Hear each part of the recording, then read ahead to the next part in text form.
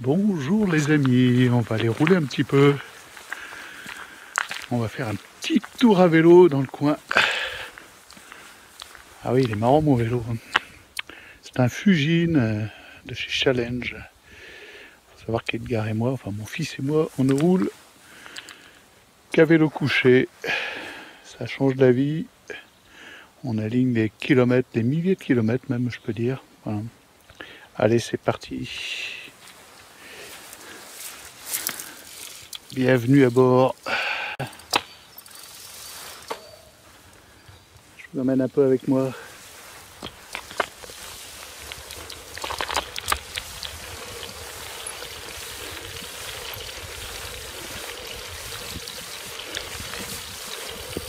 Ouais. Donc par ces temps de confinement, on a le droit de faire du vélo et de promener son chien. Je fais les deux. On va pas très vite, on se promène sur les petites routes. Balou, pousse-toi. Balou, pousse-toi, couillon.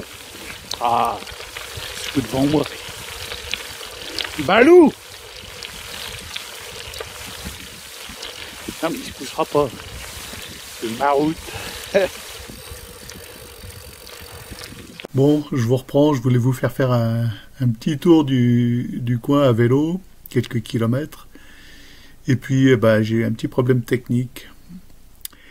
Ça arrive. Donc, il n'y a pas de film. Donc, j'ai fait mon tour. C'était agréable. Et j'ai rentré le vélo au garage. Puis au fond, voilà, je voulais vous faire un petit état des lieux. On est aussi bien en haut, au bureau. Écoutez, voilà, on voit la dictature se durcir. Hein. Je pense que vous êtes tous d'accord pour constater que d'ici un mois ou deux, on ne pourra plus aller chez Super U, chez Auchan ou chez Carrefour sans un pass sanitaire. Ça devient un peu dramatique cette histoire. On n'a pas beaucoup de soutien dans la dissidence. Alors, dissidence catholique, bon, je sais pas, c'est pas tellement approprié, mais enfin dans le refus, on va dire, de ce système qui s'annonce.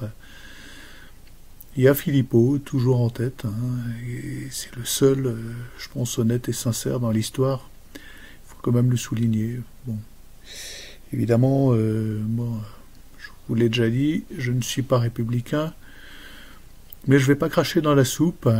Je ne vote pas, je ne soutiens pas ce régime, je ne cautionne pas cette République. C'est pas tellement la République en soi, c'est qui tire les ficelles et qui la dirige depuis sa création, depuis la mort du roi. Donc c'est toutes les loges, et on voit que maintenant elles ont tous les pouvoirs mondiaux, elles se sont emparées de tous les organismes, d'ailleurs elles les ont créés, que ce soit l'OMS là qui commence à bien nous pourrir la vie, et le FMI, l'ONU, tous ces gens-là. L'ONU c'est la Lucy Trust. Tous ces gens-là nous pourrissent la vie et mettent en marche leurs plans. Voilà, donc c'est un projet politique, hein, ce qui arrive, puisqu'on nous avoue, la Véran, sans honte, hein, droit dans ses baskets, hein, que le vaccin, c'est pas efficace. Donc c'est pas parce qu'on est vacciné qu'on peut espérer être déconfiné. C'est noir sur blanc, hein, c'est dit et écrit. Il y a un rapport. C'est incroyable. Donc les gens qui se font vacciner en croyant que ça va leur ouvrir des portes, ne rêvez pas. Non seulement ça vous en ouvre pas, mais en plus vous allez vous retrouver avec des problèmes. Voilà. Alors je me tais parce qu'on n'a pas le droit d'en parler sur YouTube. Il y a une censure délirante aussi. Donc on s'achemine vers vraiment une dictature. Et donc voilà, on nous a dit, la Cour européenne des droits de l'homme, qu'il n'y avait pas de problème à rendre le vaccin obligatoire.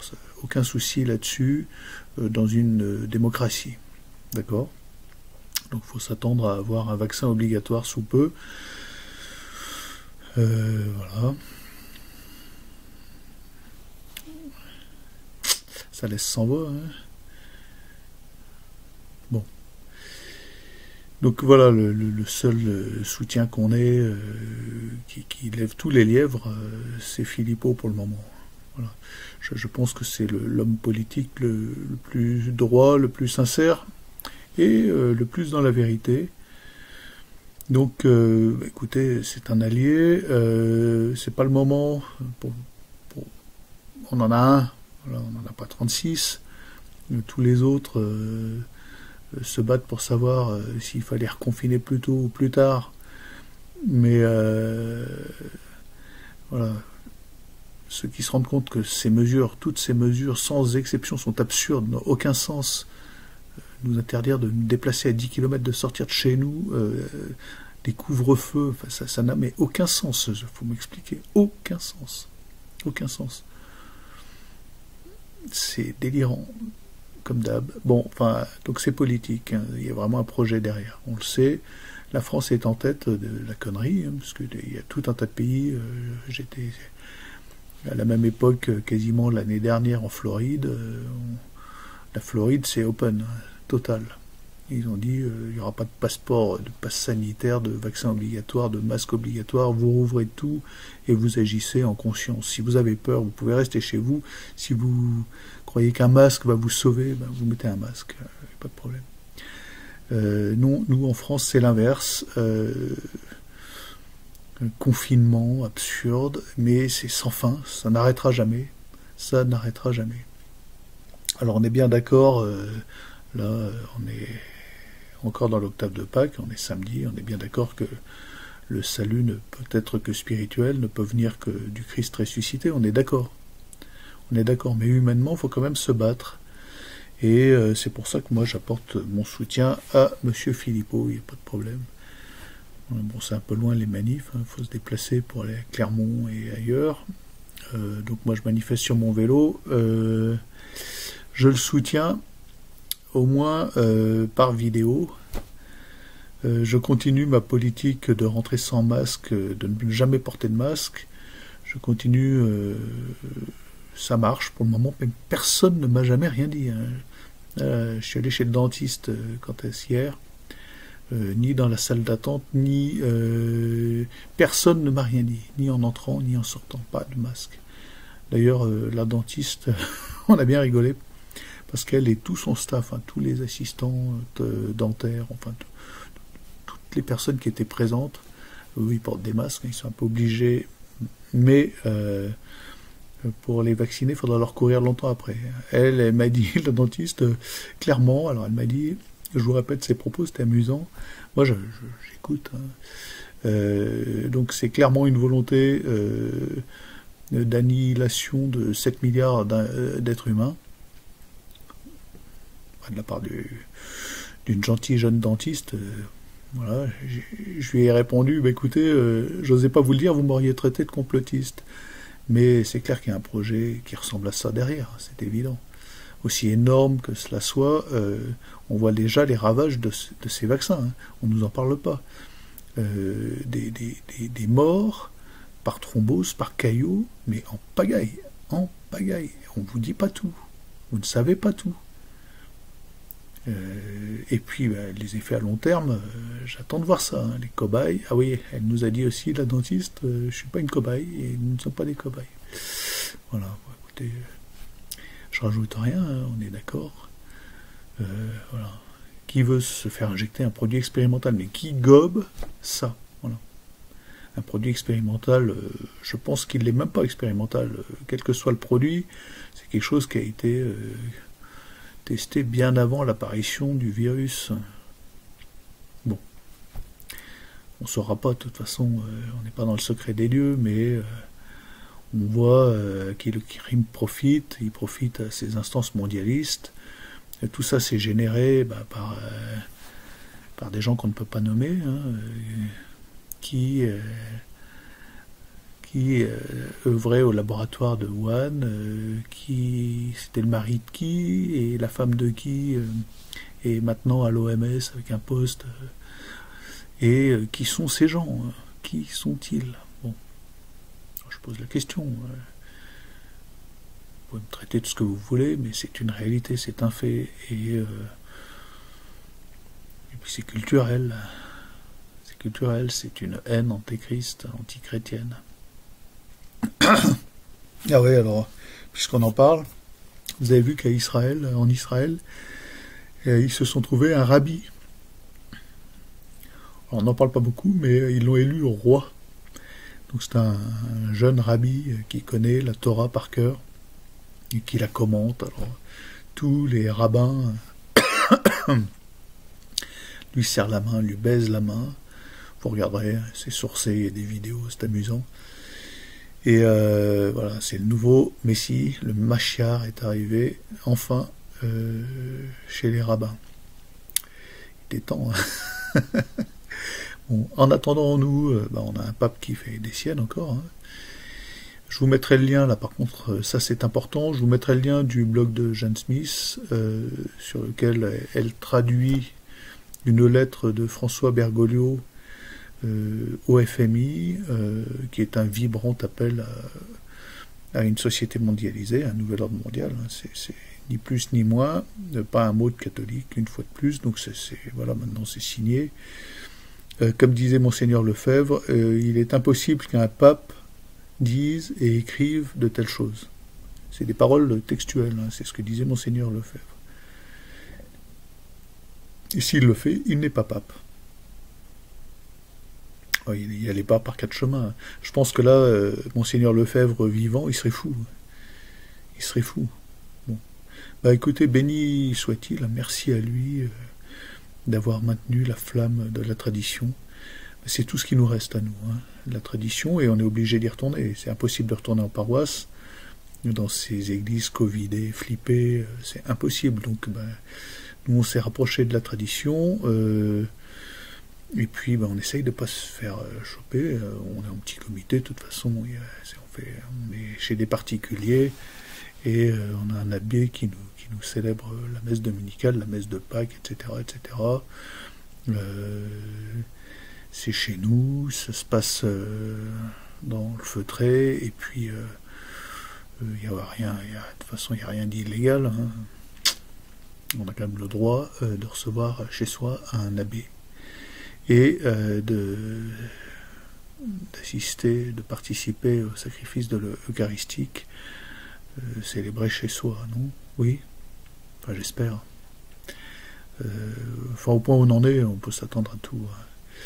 Donc, vous avez vu 2 prêtres en garde à vue, 2 voitures de CAS, de flics sont venus cueillir ces pauvres prêtres. Hein. C'était une messe traditionnelle, alors je pense pas que ce soit des prêtres de la fraternité Saint-Pédis, mais évidemment, dans ces messes-là, on reçoit la communion à la bouche, à genoux.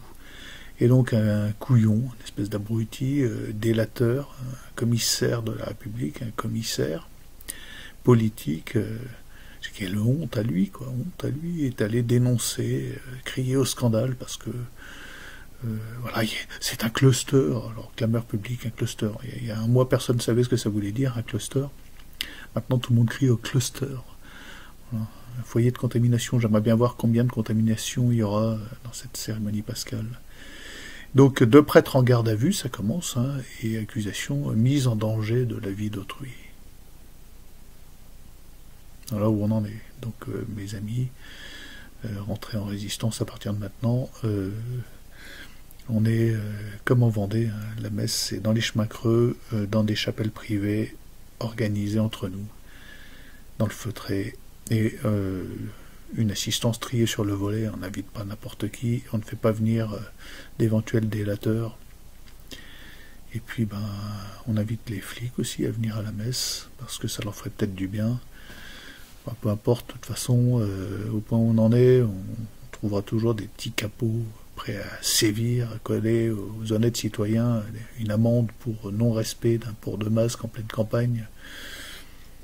Bon, ça vire au cauchemar, hein, cette histoire, ça vire absolument au délire. On s'en sort pas, on a l'impression de ne pas avoir d'issue, alors que, voilà, ils nous lâcheraient la bride, bon, il y aura peut-être des gens malades, mais pas plus, certainement pas plus. Hein. Des pays qui ont relâché la bride de leurs citoyens, il y en a. Il y a l'Espagne, il n'y a pas plus, et même moins. Tous les cas de contamination sont en chute libre. Alors que tout est ouvert. Voilà. Donc il faut tout rouvrir, c'est évident, on ne peut pas continuer comme ça. Donc le peuple doit se lever, doit se réveiller. Voilà. On ne peut pas se contenter d'aller se faire un petit tour de vélo égoïste dans la campagne, c'est pas possible. Alors c'est sûr, moi j'ai des centaines de kilomètres de voies avec pas une voiture. On est privilégié par rapport à un citadin, c'est clair et net. Mais bon, on a choisi aussi, hein. On s'est organisé, on a eu du nez parce qu'on le sentait venir, on la sentait venir aussi, cette dictature mondialiste. Ça fait un moment que ça nous pend au nez.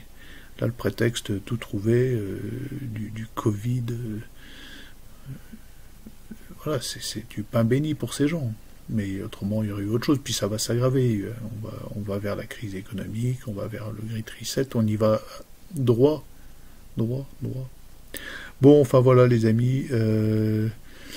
Ah oui, un dernier mot, évidemment, sur ces deux prêtres en garde à vue.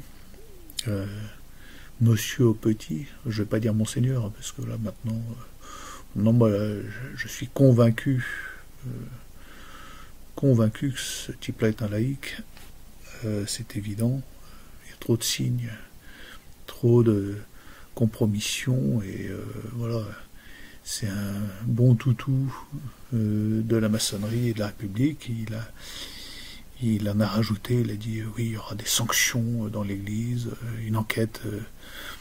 Bon, voilà. Moi, je serais ces deux prêtres-là, je leur ferai un bras d'honneur à ces gens, à ces occupants conciliaires de la vraie Église, de nos églises, de nos lieux de culte et de prière. Je leur ferai un gros bras d'honneur. Et j'irai, on est prêt à les aider. Hein. Moi, je leur file un bâtiment, j'ai une ferme là. Je leur file une grange pour organiser une chapelle privée. Hein. Parce que là, tout est parti à volo. On voit bien la tête du Vatican, notre pape. Enfin, pape, non, c'est pas possible.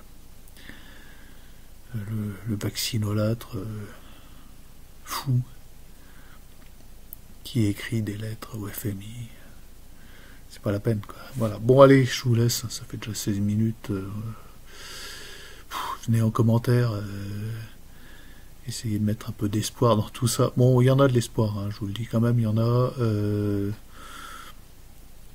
Parce que, au-delà de nos querelles de chapelle, même s'il y a de la dissidence bouddho, New Age et autres, ce sont quand même des gens qui s'éveillent et qui s'aperçoivent que le secours est dans la spiritualité, dans une forme de spiritualité. Voilà. Bon. Ce serait bien si tout le monde était convaincu que seul Christ nous sauve. C'est pas le cas, et pour le moment, on fait avec ce qu'on a. Et il faut s'unir.